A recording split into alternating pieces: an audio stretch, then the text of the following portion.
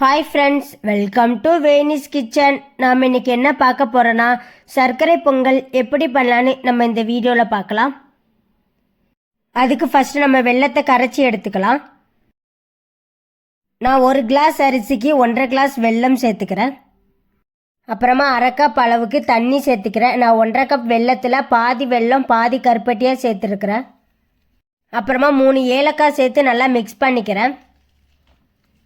இந்த மாதிரி கட்டி எதுவும் இல்லாமல் கரைஞ்சதுக்கு அப்புறமா வேற ஒரு பாத்திரத்தில் ஃபில்டர் பண்ணி எடுத்துக்கோங்க.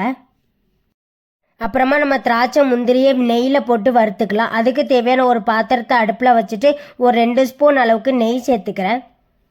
நெய் நல்லா சூடானதும் என் 1 கை அளவுக்கு திராட்சையை சேர்த்து நல்லா மிக்ஸ் பண்ணிக்கிறேன்.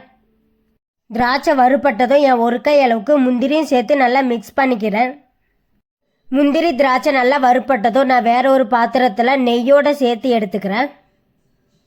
பொங்கல் பண்ணுறதுக்கு தேவையான ஒரு பாத்திரத்தை அடுப்பில் வச்சுட்டு நான் 1 கிளாஸ் பச்சை அரிசியை வாஷ் பண்ணி வச்சுருக்கேன். அதை நம்ம இப்போ சேர்த்துக்கலாம். 1 கிளாஸ் பச்சை அரிசிக்கு நான் 3 கிளாஸ் தண்ணி சேர்த்துக்கிறேன். அப்புறமா டேஸ்ட்டுக்காக 1 பிஞ்ச் அளவுக்கு உப்பு சேர்த்து நல்லா மிக்ஸ் பண்ணிக்கிறேன். நீங்கள் விசில் போட்டு வைக்கிறதா இருந்தால் 1 கப் பச்சரிசிக்கு 3 கப் தண்ணி விட்டு 4 விசில் விட்டுக்கோங்க. ஒவ்வொரு பச்சரிசியும் கொஞ்சம் டிஃப்ரெண்ட்டாக இருக்கும். என்னுடைய பச்சரிசி அரிசி இன்னும் வெந்து நல்லா குழஞ்சி வர்றதுக்கு 1 கப் தண்ணி தேவைப்படுது.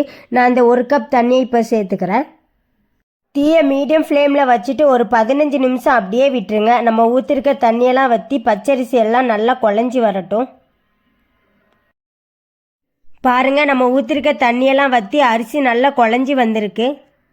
இந்த சமயத்தில் அரிசியை கரண்டியால் நல்லா மசிச்சு விடுங்க. இல்லைன்னா பருப்பு கடையிற மற்ற வச்சு நல்லா மசிச்சு விடுங்க. அப்புறமா ஒரு 3/4 கப் அளவுக்கு நான் காய்ச்சி ஆற வச்சு நான் பால் சேர்த்துக்கிறேன். பால் கொஞ்சம் திக்காகவே சேர்த்துக்கோங்க.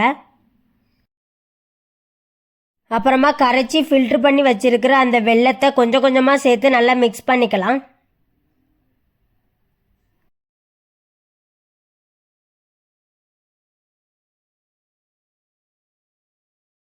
கடைசியாக நம்ம நெய்யில் வறுத்து வச்சுருக்க அந்த முந்திரியும் திராட்சையும் அந்த நெய்யோடு சேர்த்து நல்லா மிக்ஸ் பண்ணிக்கலாம். நல்லா மிக்ஸ் பண்ணிவிட்டு அடுப்பை ஆஃப் பண்ணிவிடுங்க. டைம் ஆக ஆக கட்டியாகிட்டே தான் இருக்கும். அவ்வளோதாங்க, சர்க்கரை பொங்கல் ரெடி ஆகிட்டு. இதே மாதிரி நீங்களும் உங்கள் வீட்டில் ட்ரை பண்ணி பாருங்கள். குழந்தைங்கள்லாம் ரொம்பவே விரும்பி சாப்பிடுவாங்க. அவ்வளோ டேஸ்ட்டாக இருந்தது. உங்களுக்கு இந்த வீடியோ பிடிச்சிருந்தா லைக் பண்ணுங்க, கமெண்ட் பண்ணுங்க. வேனிஸ் கிச்சன் சேனலை சப்ஸ்கிரைப் பண்ணிக்கோங்க. பை ஃப்ரெண்ட்ஸ், நெக்ஸ்ட் வீடியோவில் பார்க்கலாம்.